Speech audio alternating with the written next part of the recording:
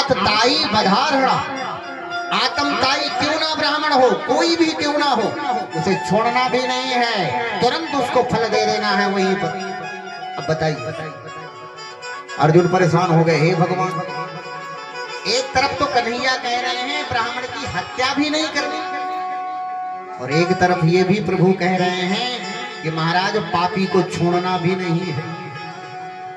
अर्जुन तो बड़े विस्मित हो गए, विचार कर रहे हैं, प्रभु से कह रहे हैं भगवान ये आपकी लीला बड़ी अपरंपार है, आप कहना क्या चाह रहे हैं? एक तरफ कह रहे हैं ब्राह्मण की हत्या नहीं करनी, और दूसरी तरफ कह रहे हैं कि महाराज पापी कोई भी हो क्यों ना ब्राह्मण हो, उसे छोड़ना भी नहीं है, चाहते क्या हो? देखिए भगवान कन्हैया जी की लीला बड़ी अपरंपार, भगवान के सारे कारनामे टेढ़े हैं, भगवान का कन्हैया जी का नाम भी कितना टेढ़ा है। आप इतने लोग बैठे हैं, सारे लोग थोड़ी ना भगवान का नाम ले पाएंगे, कोई तो किसना किसना बोलता है, कोई कन्हैया कृष्ण सारे लोग नहीं बोल पाते, और वही मर्यादा पुरुषोत्तम श्री राम जी, कितना प्यारा नाम है राम, सारे लोग राम राम बोल देते हैं। कितना तोतला भी होगा ना वो भी बोलेगा राम राम, पर कृष्ण बोलना इतना आसान नहीं है। तो कन्हैया की जो लीला है वो भी बड़ी टेढ़ी है। अच्छा भगवान कन्हैया जी को कभी फोटो में देखे हो? क्यों भैया बोलो हाँ या ना? देखा है? कभी देखे हो कि सीधे साधे खड़े हैं एकदम? किसी ने देखा है? किसी भी में फोटो में देख लो आप, एक टेढ़ी टांग उनकी पाओगे ही पाओगे, 101%। सीधे तो कभी आप देख ही नहीं सकते, पर राम जी को बेचारे को देखो किसी भी फोटो में सीधे खड़े। राम कथा मर्यादित है, भगवान मर्यादा में रहकर कार्य करते हैं, और भगवान श्री कृष्ण की कथा है चटपटी, अगर समझ में आ गई तो समझ लो कृष्णाति अति आकर्षित भगवान के हो जाओगे।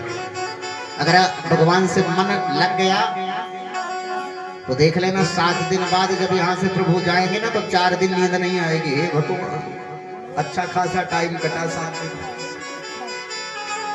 और फिर 2-4 दिन सुना सुना सा लगेगा अजीब सा, क्योंकि अब 2 दिन हो गए रूटीन बनने में, विचार विमर्श बनाने में बन जाता है, और चौथा दिन जैसे भगवान का जन्म आएगा ना तो आप अपने आप को रोक भी नहीं पाओगे भगवान के शरण में आने के। और देखिए भगवान ने कितनी कृपा करी आपके ऊपर, कन्हैया जी ने ही तो कृपा करी, आप सबको इकट्ठा कर दिया यहाँ, कोई इस मोहल्ले की कोई उस मोहल्ले की, कहीं मिल पाते हैं क्या ऐसे? पर संयोग है यहाँ पर कथा के माध्यम से सब लोग मिल गए। और देखिए आप ही के भाग थोड़ी ना जगे, आपके कपड़ों के भी भाग जग गए। आज दूसरा दिवस है और 7 दिन तक हमें पूरा विश्वास है कि नए नए कपड़े पहनने का सौभाग्य मिल जाता है कथा के माध्यम से। विचार होता है 1 घंटा पहले से ही, काम करते करते मन में विचार करते हे भगवान आज कौन सी साड़ी पहनूं, कौन सूट पहनूं, कल तो ये वाला पहन कर गई। अरमाली में पड़े पड़े जो सूट और साड़ियां कई वर्षों से रो रहे हैं कब मेरे भाग जगेंगे, पर कथा के माध्यम से वो भी सूट साड़ी के भाग जग जाते हैं। सही है कि गलत? 2-4 साल के लिए कोई कपड़ा रख दो, सूट रख दो या साड़ी रख दो, 4 साल बाद उसे पहनो, इतनी प्यारी लगेगी, इतनी प्यारी लगेगी, लगता है कि महाराज मैं तो सोच रही थी मौसी की लड़की को दे दूं, पर अब नहीं दे दूंगी, ये तो पहले से ज्यादा सुंदर, उसके भी भाग जाग। ऐसा नहीं है कि कथा में डेली नित्य कपड़े पहनकर ही आना है, मतलब अच्छे से बदल बदल कर, मजबूरी हो जाती है, पड़ोसन क्या बोलेगी। ऐसे तो बड़ी लंबी लंबी फेंकती है कि मेरे पास इतने कपड़े हैं, मेरे भैया हर साल करवा चौथ को सुंदर साड़ी दिलवाते हैं 10,000, और महाराज अगर आज नहीं पहनी तो रोज यही बोलेगी हे भगवान ऐसे तो बड़ी लंबी लंबी पानी जब लेने जाते हैं तो झाड़ती है, और आज वही कल से वही सूट पहन कर आ रही है। तो महाराज कथा में आपके कपड़ों के भी भाग जाते थे। बोले श्रीमद् भागवत महापुराण की। सो महाराज अर्जुन भी साधारण नहीं है, भगवान के परम चेला हैं। गीता का ज्ञान लिया है, साधारण थोड़ी ना है। चेले हैं, भगवान गुरु हैं, तुरंत समझ गए भगवान कि महाराज किसी को मारना ही मार देना नहीं। एक अच्छे व्यक्ति को जिसका समाज में नाम है, प्रतिष्ठा है, यश है, वैभव है, कीर्ति है, अगर उसको समाज में अपमानित कर दिया जाए तो उसके मर जाने के बराबर होता है। आज तुरंत अश्वत्थामा की मणि निकाल ली और महाराज उसको अपमानित करके समाज से निष्कासित कर दिया। और जैसे ही महाराज आज अश्वत्थामा ने अपमानित हुए और देखा, प्रण किया कि मैं पांडवों के आखिरी वंशज का सर्वनाश कर दूंगा, और देखा कि महाराज उत्तरा के गर्भ में छोटे से परीक्षित जी महाराज पल रहे। तुरंत ब्रह्मास्त्र उठाया और ब्रह्मास्त्र का प्रयोग कर दिया और महाराज आज उत्तरा के गर्भ में जलन उत्पन्न हो गई। इधर कन्हैया जा रहे हैं कहाँ, द्वारिका, और जैसे ही रथ पे पैर रखा तैसे ही महाराज दौड़ कर उत्तरा भगवान के चरणों में गिर पड़े। पाहि पाहि महायोगिन देव देव जगत नन्हे त्वेद भवा पश्ये यस्य मृत्यु पर। दौड़ कर गई और भगवान के चरणों पर गिर पड़ी। भगवान ने एक पल भी लेट नहीं लगाई, तुरंत मन की इच्छा को समझ गए और महाराज मुच्छका मात्र का रूप बनाकर तुरंत महाराज उत्तरा के गर्भ में प्रवेश किए और परीक्षित जी महाराज जी के चारों तरफ परिक्रमा लगा रहे, टुकुर टुकुर अखियों से भगवान की झांकी सुंदर निहार रहे। ऐसी भगवान की सुंदर झांकी है, ऐसा भगवान का सुंदर स्वरूप है कि महाराज परीक्षित जी ऐसे उसे निहार रहे हैं। धन्य है। और आज जैसे ही उत्तरा के गर्भ की वेदना समाप्त हुई, भगवान पुनः जाने लगे। कुंती को इस बात का पता चला तो कुंती दौड़ कर आई और भगवान के चरणों में गिर पड़ी। प्रभु, भगवान ने कहा, बुआ काहे उल्टी गंगा बहा रही हो? तुम मेरी बुआ हो, मैं तुम्हारा भतीजा, तुम मेरे चरणों में क्यों? कुंती ने कहा, एक नहीं, आज मत बोलना, मैं जानती कि तू मेरा भतीजा। और इसी बात को महाराज मैं समझ नहीं पाई, हमेशा तेरा मान सम्मान नहीं कर पाई, पर आज समझ में आया कि महाराज तू साक्षात परमात्मा है। आज मुझे अपने चरणों पे गिरता। और आज कुंती ने वो भगवान की सुंदर स्तुति करी। नमस्ते पुरुषं त्वामीश्वरं प्रकट्य परमं मालस्य सर्वभूतात् बहिर्म।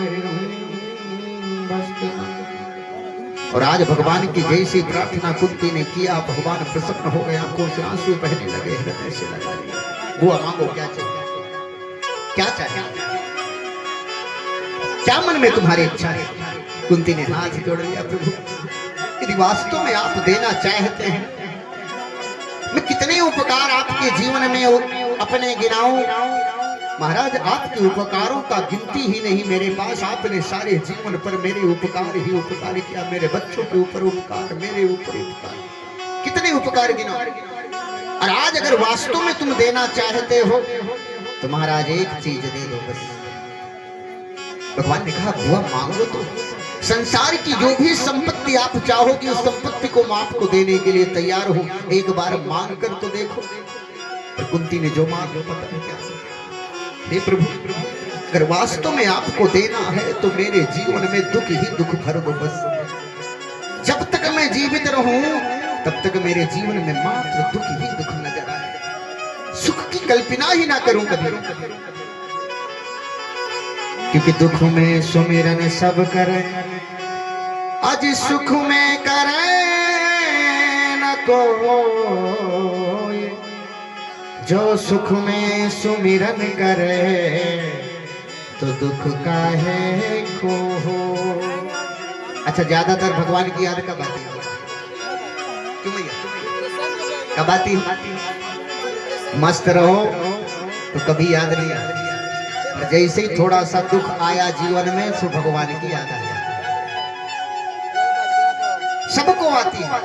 संत महात्मा तो हर पल याद करते हैं, और विद्यार्थी भी भगवान को याद करते हैं। जो यहाँ बैठे हैं ना, करते हो कि नहीं करते हो?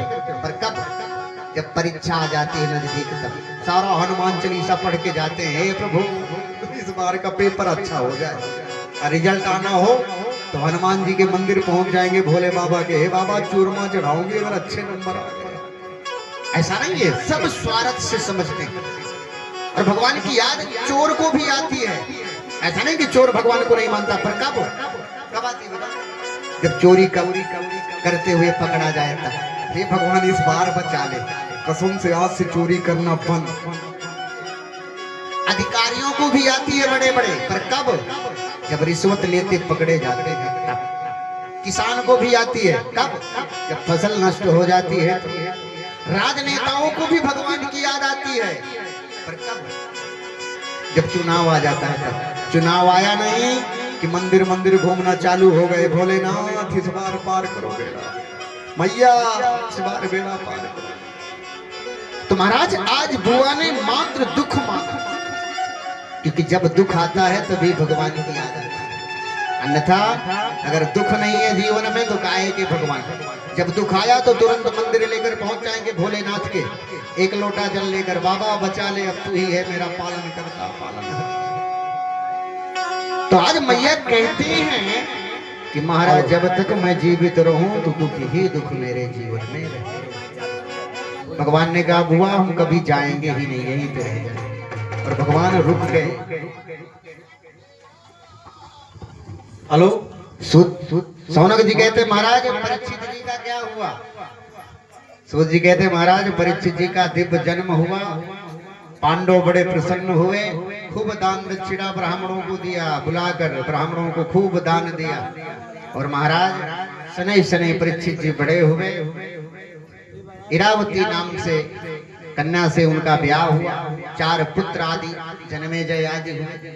और महाराज जी थोड़ा सा बीच में बोलेंगे, प्रेम से बोलिए जोर से, राधे राधे।